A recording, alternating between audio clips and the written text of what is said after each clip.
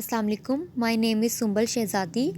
Today I am going to discuss about Blom-Strand-Jorgensen chain theory. सबसे पहले हम इसके कंटेंट्स की तरफ आ जाते हैं। पहला कंटेंट्स इसका देखें, introduction, second discovery, third postulates, fourth cobalt complexes and at the end I will discuss about limitation of Blom-Strand-Jorgensen chain theory. There are many theories which are used to explain coordinates compounds. बहुत ज़्यादा theories हैं which are used to explain जो बयान करती हैं coordinates compound को, like chain theory, Werner's theory, Sagwick theory, valence bond theory, ligands field theory, crystal field theory. Now I will discuss only about chain theory. This chain theory states that central metal atom attach the ligands in the form of chain. Chain theory के मुताबिक जो central metal atom है वो attach होगा ligands के साथ, ligands in the form of chain means that ligands जो होगा वो चेन की शक्ल में अटैच होगा मेटल एटम यानी सेंट्रल मेटल एटम के साथ. Now I will discuss about discovery. In 19th century, as more complexes were discovered, a number of theories were discovered to account for their formation and properties. 19th century में बहुत ज़्यादा complexes discover हुई, उसके साथ साथ theories भी propose हुई. किसके लिए? ये formation and properties of complexes के लिए. The most widely accepted of this theories was chain theory. सबसे ज़्यादा जो एक्सेप्टेड थ्योरी थी वो कौन सी थ्योरी थी? चेन थ्योरी थी. Now I will discuss about chain theory. Chain theory was proposed by Swedish chemist. सबसे पहले हम अब देखेंगे कि ये चेन थ्योरी जो है वो प्रपोज किसने किया था, मॉडिफाइड, और इसको डेवलप किसने किया.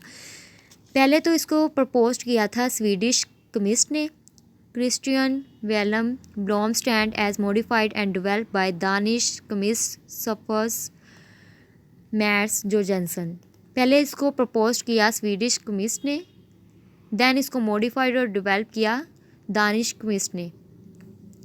Jorgensen extensive preparations of numerous complexes provided the experimental foundation not only for the Blomstrand-Jorgensen theory but for L-strain bond Swiss Alfred Werner's coordination theory in 1893 as well. जॉर्जेंसन ने जो theory पेश की वो ना सिर्फ जॉर्जेंसन उसके लिए मुफीद साबित हुई बल्कि ये वर्नर्स कोऑर्डिनेशन थ्योरी के लिए भी बहुत हेल्पफुल साबित हुई. Now at the and I will discuss about postulates. Blomstrand proposed that ammonia molecule could not link together as NH3 chains similar to CH2 chain in hydrocarbons. ब्लॉमस्टैंड ने जो propose किया कि अमोनिया के जो मॉलिक्यूल हैं वो उस तरह से लिंक नहीं करते NH3 चेन में जिस तरह से CH2 की चेन में कार्बन लिंक होते हैं. जब वो हाइड्रोकार्बन में चेन बनाते हैं CH2 chain means that CH2 chain जो है वो हाइड्रोकार्बन में कैटिनेशन करती है. तो इस तरह से वो कहते हैं कि ये लिंक नहीं होते अमोनिया के मॉलिक्यूल NH3 चेन में. द नंबर, सेकेंड पॉइंट देखें, the number of NH3 molecule associated with metals depends on the metal and its oxidation state. One ये डिसाइड करता है कि NH3 मॉलिक्यूल कितने होंगे, किस चीज़ पे डिपेंड करते हैं ये, या तो ये मेटल्स कौन सी होंगी या मेटल्स की ऑक्सीडेशन स्टेट कौन सी होंगी. Werner later explain this number more. Werner ने इसको बाद में एक्सप्लेन किया more adequately with his concept, अपने कॉन्सेप्ट के साथ ऑफ कोऑर्डिनेशन नंबर के. Jorgensen proposed that atoms or groups that dissociated into ions in solution were bounded through NH3 chain, whereas those that did not were bounded directly to metal ions. जॉर्जेंसन ने propose किया कि जो atoms और groups हैं वो dissociate वही होंगे जो NH3 की चेन के साथ अटैच हैं, वो डिसोसिएट बिल्कुल नहीं होंगे जो डायरेक्टली सेंट्रल एटम्स के साथ अटैच हैं। For cobalt 3, direct bonds to the cobalt was assumed by definitions a relationship between metals oxidation state and number of bonds with other groups linked in chain reminiscent of the chain in the organic compounds that had been developed. Thus, number of chain depends on the valency of central metal atoms. Number of chain कितनी होंगी ये depend करता है central metal atom की valency कितनी होगी। सारी बात है, जो नंबर ऑफ चेन्स जितनी ज़्यादा होंगी उतनी ही सेंट्रल मेटल एटम की वैलेंसी होगी। Now I will discuss cobalt complexes. By adding precipitating agent AgNO3 into 4 different complexes, Jorgensen determined how much Cl ions dissociates. By adding precipitating agent silver nitrate into 4 different complexes, Jorgensen determined how much chloride ion dissociates. Silver nitrate जो है agent डाला उसने जॉर्जेंसन ने ये देखने के लिए कि कितने क्लोराइड आयंस डिसोसिएट हुए हैं। वही डिसोसिएट होंगे जो NH3 ग्रुप के साथ अटैच होंगे, एटम्स के साथ अटैच होंगे। वो बिल्कुल नहीं होंगे जो डायरेक्ट एटम्स के साथ अटैच होंगे, डिसोसिएट वो नहीं होंगे। Now I will discuss about structures. सबसे पहला जो कॉम्प्लेक्स है वो है कोबाल्ट क्लोराइड हेक्सामाइन का। इसमें ऑक्सीडेशन स्टेट 3 है, 3 बनेंगी और 3NH3 की चेन में इसमें क्लोराइड आयन तीनों चेन के साथ अटैच हैं। तो इधर क्लोराइड जो है वो NH3 के साथ अटैच है, तो वो तीनों डिसोसिएट आयंस होंगे। नेक्स्ट स्ट्रक्चर देखें, कोबाल्ट क्लोराइड पेंटामाइन, वैलेंसी इसकी 3, ऑक्सीडेशन स्टेट 3। तो 2 NH3 की चेन जो है वो अटैच हैं और एक क्लोराइड डायरेक्टली अटैच है कोबाल्ट के साथ।